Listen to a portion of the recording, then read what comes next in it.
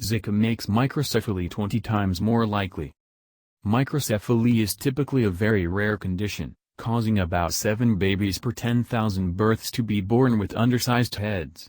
This can lead to vision and hearing problems, seizures, and other developmental issues.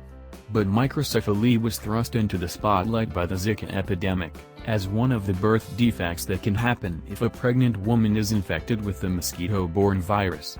Zika increases the chances that a fetus will develop microcephaly and/or other birth defects, particularly if the mother is infected during the first trimester.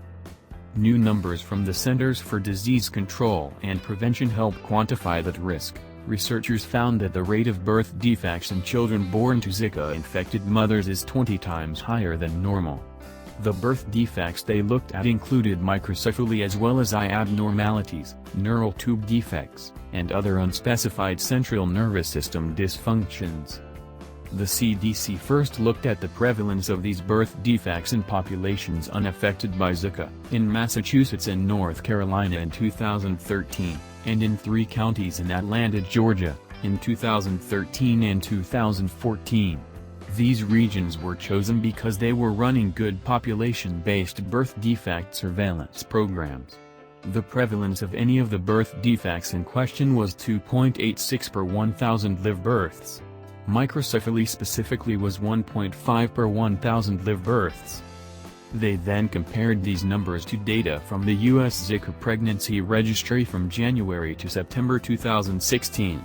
It's important to note that that registry does not include Puerto Rico, where the epidemic has hit incredibly hard. Puerto Rico has its own Zika pregnancy surveillance system. During that time period, there were 442 babies born to mothers who'd been infected with Zika. 26 of those children had birth defects, making the prevalence 58.8 per 1,000 births. One of the things that's been hardest to determine about Zika, and one of the things people most want to know, is, if a pregnant woman gets infected, what are the chances her baby will develop a birth defect? A previous study based on data from Brazil put the chances at between 1 and 13%, for microcephaly specifically. That's a wide range, and the U.S. data falls within it. 4% of infants born to Zika-affected mothers had microcephaly. When you include all the birth defects, that number rises to 6%. But there have been more Zika babies born since September, and the number of affected children in the United States continues to rise. As of February 21, there have been 1,143 babies born to mothers who are infected with Zika, and 47 of them, 4%, have had birth defects.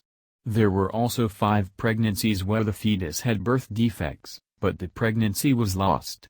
A study published in JAMA Pediatrics in October 2016 estimated that 10,000 pregnant women could be infected with Zika in Puerto Rico, leading to up to 270 babies born with microcephaly from 2016 to 2017.